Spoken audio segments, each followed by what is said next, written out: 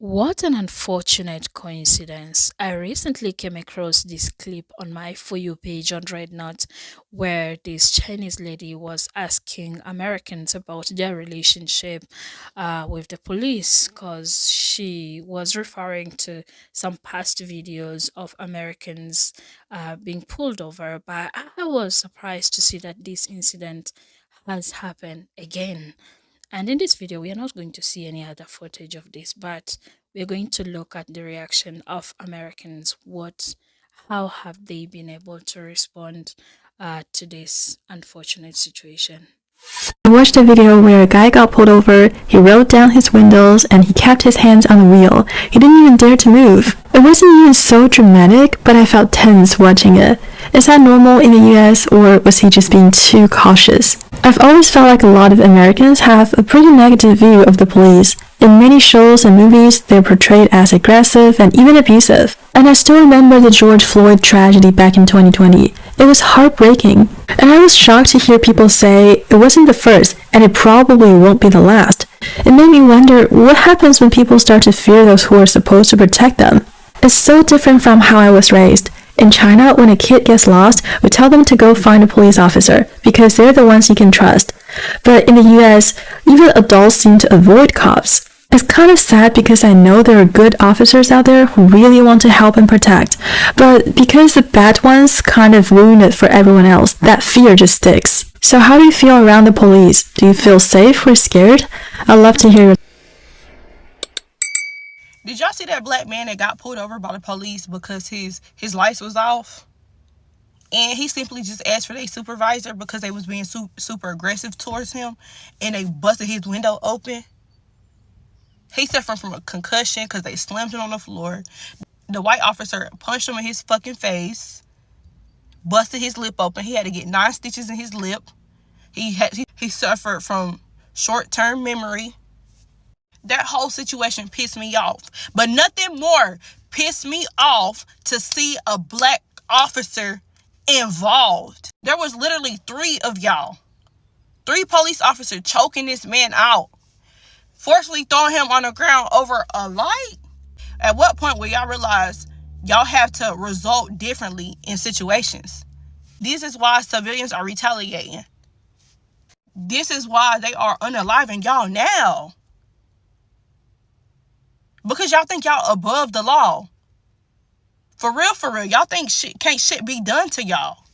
But that pained my heart to see that black man involved, that black officer involved as well. That's your brother sitting in that chair right there. That's your brother in that car seat right there. Now, what if the roles will switch? What if that happened to you? That's somebody's son.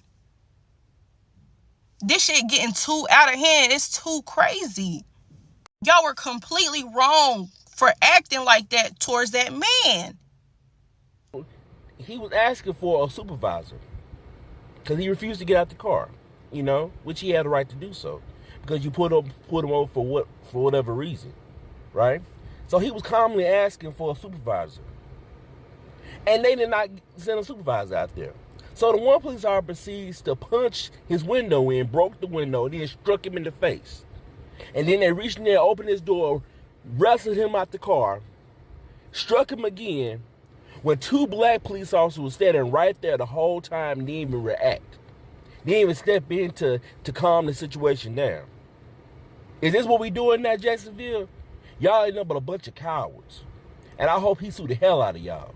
And you breaking down his window, punching him in the face, physically removing him from the car. There's more in this video. I didn't want to show it all. I will link it in the description. Thank God he was able to record this, because could you imagine all of the bullshit lies that would have came if he hadn't? This was recorded on Instagram by 904 Will, and the victim in question is William McNeil. William was 22 years old when this happened, and as a result of this incident, he had a concussion, a chipped tooth, and stitches in his lip.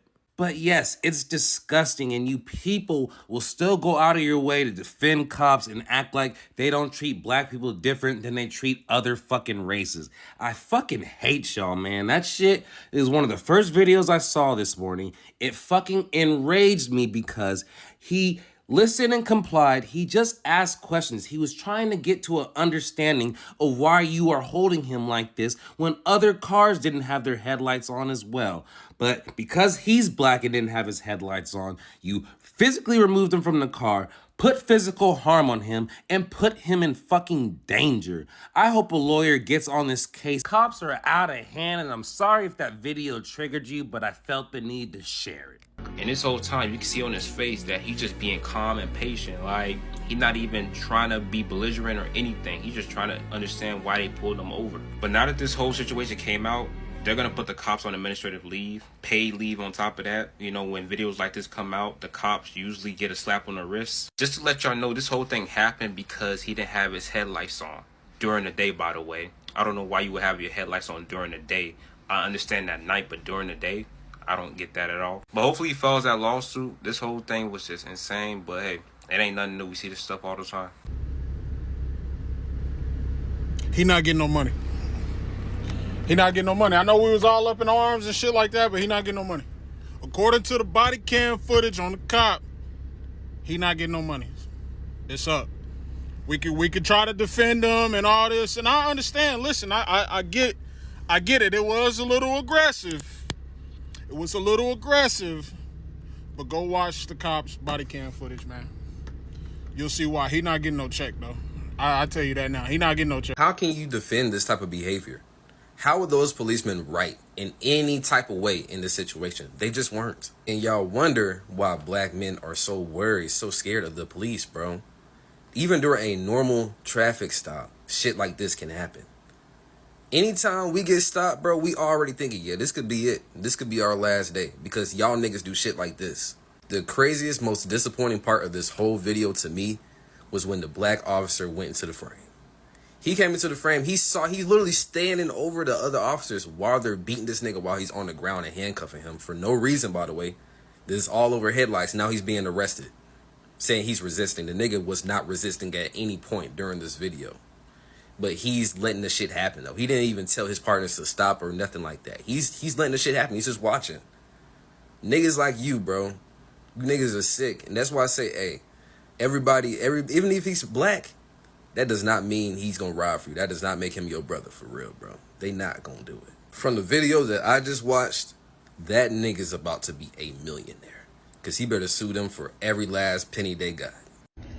Man, let me tell y'all a crazy thing that just happened to me, right? So, I just got out of work, you know what I'm saying?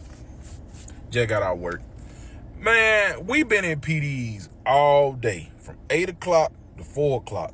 Mind you, I doggone went to the gym this morning, so I get my workout in. I was at the gym at 4 to 6 o'clock. Anywho, so I'm talking about, I ain't even know how fast I was going. I'm just trying to get to the house so I can get to the house, take a shower, lay down. Blue lights behind me. I said, oh my God, boy, I'm tweaking. Doggone police come to the window. I said, what's going on, Mr. Officer? How you doing? He said, sir, do you know how fast you were going? I said, officer, I'm well aware I was speeding. I am so sorry. He was like, so what's the rush? I said, sir, I'm a teacher. I've been in PDs all day. I just want to get to the house. I'm sorry. I apologize for speeding. Here go my information. Gave my license, everything cool. So he left, came back. He said, what's a PD? I said, it's professional development for teachers and stuff like that. He said, oh, my wife a teacher, and she talk about PDs all the time. I don't mind her. I don't pay her no mind. But from the way she talk about them, I assume they're no good. So, sir, all I'm going to tell you is have you a great day, be safe, and stop speeding. And when you're in those meetings, you need to be listening. When you're in those meetings, you need to be listening because they may say something important that you need to hear about those children and for those children. I said, sir, you are extremely right. I apologize. I ain't gonna speed no more. I appreciate you doing this for me. You ain't gonna see me no more. And he gave my license and all my stuff back. He said, have a great day. I told him, have a great day. You know what I'm saying? Everything cool. I appreciate that offer. Because he ain't have to do that. State Trooper ain't have to do that. He could have just gave him a ticket and, you know what I'm saying? But he let me go with a warning just because his wife a teacher. So, amen to her, amen to him. Y'all have a great day.